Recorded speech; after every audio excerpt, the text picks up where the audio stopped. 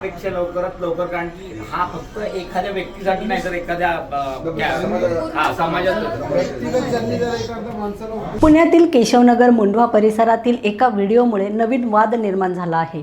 गिरीश सोमनाथ गायकवाड या व्यक्तीने सोशल मीडियावर प्रसारित झालेल्या कथित व्हिडिओमध्ये भटके विमुक्त समाजाबाबत आक्षेपार्ह आणि अपमानास्पद वक्तव्य केल्याचा आरोप करण्यात आला आहे। या प्रकरणी शिवसेनेच्या पदाधिकाऱ्यांनी प्रशासनाकडे तक्रार दाखल करत संबंधित व्यक्तीवर कठोर कायदेशीर कारवाईची मागणी केली आहे। तक्रारीनुसार या वक्तव्यामुळे भटके विमुक्त समाजाच्या भावना दुखावल्या गेल्या असून समाजात तेढ आणि असंतोष निर्माण होण्याची शक्यता व्यक्त करण्यात आली आहे। तसेच भारतीय न्याय संहितेतील संबंधित कलमांनुसार गुन्हा दाखल करून आरोपीला तात्काळ अटक करावी अशी मागणी करण्यात आली आहे। कारवाई न झाल्यास शिवसेनेच्या वतीने जन आंदोलन छेडण्याचा इशाराही देण्यात आला आहे। दरम्यान या प्रकरणी पोलीस प्रशासनाकडून काय भूमिका घेतली जाते याकडे सर्वांचे लक्ष लागले आहे।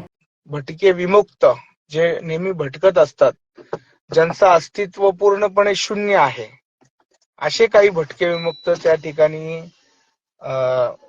ते तुमचं पार्सल इथे ठेवा, जे काही तुमचे ते भटके विमुक्त आहेत ना, त्या ठिकाणी आज ते बोंबलत होते, भुंकत होते असं मला कळालं। तर मला त्या भटक्या विमुक्तांना आणि त्या भिक्कार चोटांना एवढंच सांगायचंय, अरे नो, तुम्ही 10-10 लाखाचे म्हणता, तुम्ही 10 लाखाचे कार्यक्रम घ्या किंवा तुम्ही 10 कोटीचे कार्यक्रम घ्या किंवा तुम्ही 10 अब्जाचे कार्यक्रम घ्या, तुमच्या त्या 10 कोटीच्या कार्यक्रमामध्ये, तुमच्या त्या 10 लाखाच्या कार्यक्रमामध्ये ना माझा फोटो होता ना आमच्या शाखा प्रमुखाचा फोटो होता।